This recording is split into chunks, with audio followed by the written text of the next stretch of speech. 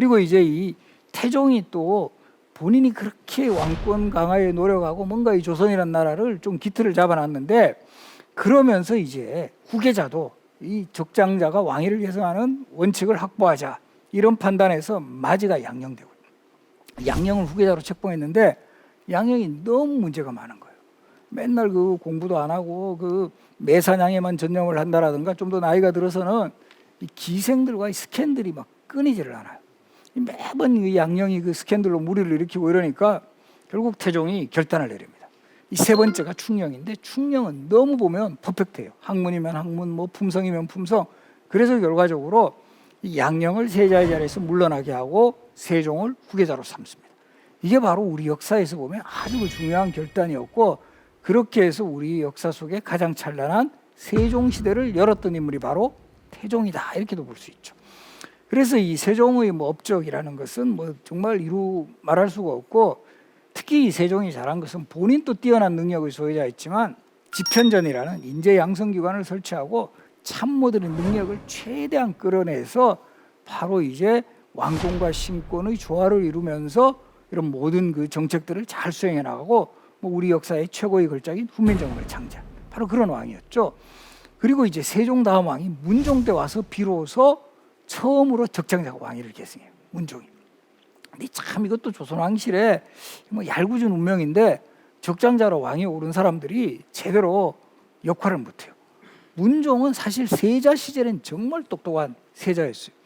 8살에 세자로 책봉되가 29년간 세자로 있으면서 아버지 세종을 서포트해가지고, 사실은 우리 그 세종 후반기에 뭐 여러 가지 과학기구의 발명이라든가 북방의 그 사군 육진 개척에 정말 숨은 공로자가 문종이었어요. 그렇게 세자로서는 정말 열심히 많은 업적을 남겼지만 안타깝게도 왕이 되시고 나서는 2년 만에 돌아가십니다. 그렇게 문종이 일찍 돌아가시는 바람에 그렇게 해서 단종이 어린 나이에 왕이 오릅니다. 그리고 잘 알다시피 단종의 비극은 너무 어린 나이에 왕이 올라서 이 신권이 비대해졌다라는 것을 이제 그 파악했던 그 삼촌인 수양대군이 결과적으로 단종으로부터 이 왕위를 찬탈하게 되죠. 자, 여기서 우리가 중요한 것은 이 흔히 계유정난이라 해가지고 수양대군이 쿠데타를 일으켜서 이때는 권력을 잡은 거예요. 아직까지 왕이 되지는 않았어요. 단종이 왕이 있는 상태에서 그 세조가 영의정을 지내고 이러면서 모든 권력은 이 세조에게 있는 거예요. 그래서 공식적으로는 단종도 세조에게 왕위를 양보하는 그런 방식이에요. 그래서 이렇게 계유정난 때까지는 그래도 뭐 이렇게 좀 그 반대했던 신하들도 그 어느 정도 그 뭐 세조가 설마 저 왕자리까지 노리지는 않겠지 했는데, 왕위까지 빼앗자 여기에 가장 반대했던 사람이 누굴까요? 사육신, 바로 성산문, 박평년, 이런 사람들이 결국 주도해가지고 단종 복위 운동을 일으키면서 세조 때는 또 이런 그 바로 요 사육신의 충절을 계승하는 그런 또 정치 세력이 형성되는 계기가 돼요. 그러나 우리 세조라는 왕은 또 그 어떤 쿠데타로 권력을 잡은 또 이런 그늘 이외에 그 나름대로 업적은 많이 또 쌓았어요. 본인의 그런 어떤 것들을 좀 만회하기 위해서 상당히 어떤 왕권 강화에도 노력하고, 조선의 헌법인 경국대전을 처음 편찬해가지고 나중에 성종대 완성하게 하고, 또 이 세조 같은 경우는 행차도 자주 나가요. 요즘으로 치면 민심, 나 그렇게 무서운 사람 아니다, 나 좀 지지해달라. 그리고 이 조선왕 중에 이 술자리 정치 제일 많이 한 사람도 세조예요. 왜 그러냐? 신하들하고 자주 불러 모아가 회식하면서 나 그렇게 나쁜 사람 아니다, 나 좀 지지해줘. 사실 이런 모습을 많이 보이는 인물이 세조였고요. 그런 술자리 정치를 통해 가지고 자기의 어떤 좀 그런 그 불법적으로 차지했던 정권에 대한 어느 정도 좀 뭔가 무마를 하는 이런 모습. 그러니까 이런 상황들을 보면 예전 왕이나 우리 지금의 뭐 가까운 현대사의 그런 정치인이나 상당히 닮은 꼴들을 발견할 수 있습니다. 근데 안타깝게도 세조도 맏아들이 또 일찍 죽어요. 의경세자라고. 이 의경세자가 일찍 죽게 되는데, 이 의경세자의 부인이 또 이건 아마 드라마에서는 아주 유명한 분이에요. 인수대비. 우리 소혜왕후라고 나중에 성종의 어머니가 되고 인수대비. 드라마 또 많이 보신 분들은 우리 최실아 씨로 알고 있죠. 그래서 바로 요 의경세자가 요절하는 바람에 이 예종은 세조의 두 번째 아들이었어요. 역시 적장자가 아니었죠. 그리고 이제 예종이 또 빨리 돌아가시면서, 예종은 1년 2개월간 왕위에 제의를 했어요. 빨리 돌아가시면서 이때도 원래로 하면 제한대군이라고 있었어요. 제한대군이라고 있었는데 4살밖에 안 돼요. 아무래도 왕실에서 나중에 이제 헌종은 8살에는 왕위에 오르잖아요. 어떻게 8살은 어떻게 되겠는데 4살은 야, 아무래도 이거 기저귀 차고 왕하기는 좀 힘들지 않겠는가, 이렇게 판단을 해서 결과적으로 그럼 후순위가 누가 되느냐 하면 바로 이 의경세자에게 아들이 2명이 있었어요. 월산대군, 잘상군. 그럼 그 넘버 2는 이제 월산대군인데, 월산대군이 아닌 잘상군이 왕이 오르. 이 잘상군이 왕이 오르는데 바로 그 유명한 또 사극의 또 주인공으로 등장하는 인물이 있습니다. 누굴까요? 한명회. 바로 이 잘상군의 장인이었어요. 나중에 우리 성종이 되는 이 잘상군의 장인이었기 때문에 그 당시에 한명회가 또 막강한 권력을 차지하고 있었고, 그래서 이 한명회의 어떤 좀 힘을 좀 왕실에서도 빌릴 필요가 있다라고 판단을 해서 바로 이제 그 성종이 왕위에 오르. 크게 보면 제한대군, 월산대군 다음에 넘버 3의 위치에서 왕위에 오르는 거예요. 그래서 우리 또 이런 것도 보면 좀 재밌는 거 상황을 볼 수 있는데, 사극 같은 데 보면 한명이 되게 조금은 그렇게 뭐 외모가 뭐 좋은 이런 분들이 한명의 역할을 하지 않잖아요. 뭔가 모사꾼의 뭔가 조금은 그런 캐릭터로 나오는데, 사실 우리 역사 실록 기록에 보면 한명이 되게 외모 훌륭하고 나와요. 풍채도 좋고 잘생긴 걸로. 그럼 그죠, 정말 우리 드라마에 보이는 한명회가 진짜를 같으면, 아니면 기록이 더 맞을 것 같아요? 기록이 더 맞겠죠. 그리고 이 성종이라는 왕이 조선 전기의 문물과 제도를 잘 정비를 했던 왕이에요. 그래서 왕의 이름도 성종이 되는 거예요. 성종. 완성할 성자. 우리가 조선시대 왕의 호칭은 살아생전의 호칭이 아니에요.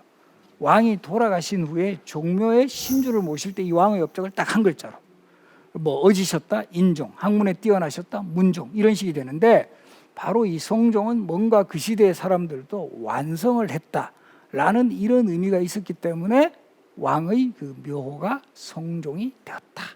그래서 우리 보면 역설적으로 지금의 우리 조선의 27명 왕 중에 자기 이름 알고 그 돌아가신 왕은 2명밖에 없다. 누구죠? 연산군, 광해군. 이런 사람들은 다 왕자 시절의 호칭이에요. 그러니까 이름 알고 나머지 왕들은 다 돌아가신 후에 붙인 그런 호칭이다. 그래서 이게 정말 먼 미래에, 우리 요즘 정말 과학이 발달하잖아요. 그래서 뭐 조그만한 뭐 뼈 조각 하나로 정말 뭐 사람이 이제 뭐 복제가 되고 부활을 한다. 그랬을 때 조선 왕 중에 무덤 속에서 나올 수 있는 왕은 연산군과 광해군밖에 없다. 딴 왕들은 이름 몰라서 못 나올 수 있다라는 거. 뭐 영조 나오세요, 뭐 정조 나오세요. 근데 내가 이름 그런 거 없었는데, 이렇게 이제 생각할 수 있다라는 거. 자, 이 성종의 아들이 그 문제적인 인간 연산군이에요. 이거 적장자예요. 진짜 이 적장자로 오래간만에 왕위에 올랐는데 그렇게 이 사고를 치고 정말 조선 역사상 최악의 군주잖아요. 정말 폭정의 아이콘이에요. 그리고 독재적 성향이 너무 강해요. 이 땅에 뭐 풀 한 폭이 땅 하나 내 것이 아님이 없다. 그리고 연산군이 제일 싫어하는 게 능상, 왕을 모욕한다. 그래서 조금이라도 뭐 왕이 지시하는데 뭐 어그러지면 이 사람 막 너무 쉽게 처형해요. 뭐 정말 최악의 사례는 뭐 이런 게 있는 거예요. 이 뭐 왕이 이제 내주는 저 시제, 우리로 치면 이런 여러 가지 뭐 백일장 같은 거 이런 거 있죠. 이런 거를 하면서 이제 시를 한 편씩 지어 올려라 이렇게 됐는데, 뭐 어떻게 하다 보면 우리도 그렇잖아요. 저도 이제 학생들 중간고사 치면 답안지 2장 쓰는 사람 많거든요. 그렇다고 제가 뭐 처벌을 하지는 않거든요. 근데 2편 썼다고 해가지고 처형당하는 사람도 있어요. 내가 한 편만 쓰라는데 네가 주제 넘게 이런 정말 어처구니 없는 상황까지 나오고, 또 연산군의 소울메이트 중에 우리 장록수라고 알죠. 이 정말 그 흥청 출신, 기생 출신이었다가 일약 연산군의 눈에 들어가지고 이 후궁으로 되었고, 그야말로 뭐 요즘 표현하면 국정농단의 주역이 되는 거예요. 연산군을 어린아이처럼 부리고 노예처럼 부렸다. 뭐 이런 표현이 나오고, 모든 권력이 그녀의 손아귀에서 나왔다. 그런 그 장록수 치마 밟았다고 옥지아라는 기생이 또 처형당하는, 나의 그 정말 연인에게 너가 이렇게 치마를 밟아? 그러니까 이때는 그야말로 뭐 법도 없고 뭐 아무것도 없는 그런 시대예요. 그러니까 또 노는 거는 좋아해가지고 맨날 그 경혜로 연못가에서 기생들 불러서 파티를 합니다. 이때 전국에서 발탁되었던 기생들을 뭐라고 불렀다? 흥청. 자, 여기서 나온 유명한 용어 뭐가 있다? 흥청망청. 저렇게 흥청들 데리고 노니까 나라가 망하겠다. 흥청망청. 이렇게 되는 거예요. 이런 정도로 정말 뭐 국정은 뭐 파탄은 물론이고 모든 또 신하들에게는 그런 궁궐에서 보고 들었던 일들은 절대 말하지 않도록 신원패라 그래가지고 말을 상가하는 패를 차고 다니게 하고 이런 정말 악행의 모든 것들을 다 갖춘 그런 왕이었는데 그래도 조선이라는 나라가 대단했던 게 이런 연산군을 결국은 쫓아냅니다. 반정이 일어나죠.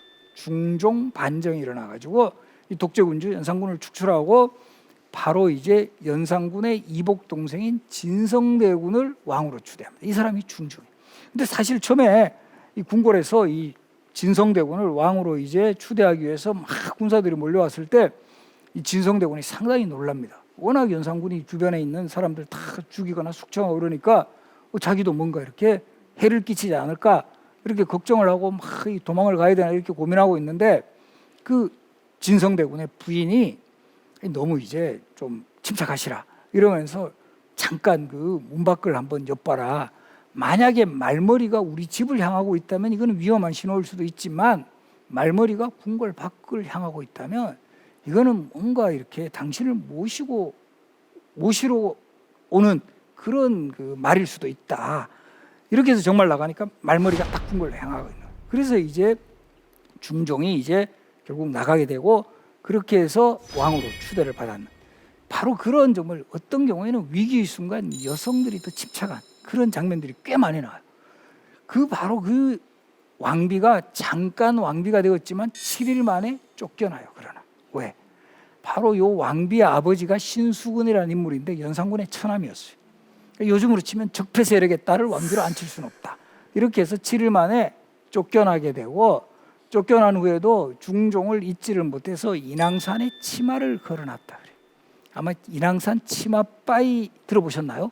그 치마바위 전설의 주인공이 단경왕후 신씨라 바로 이 중종의 왕비입니다.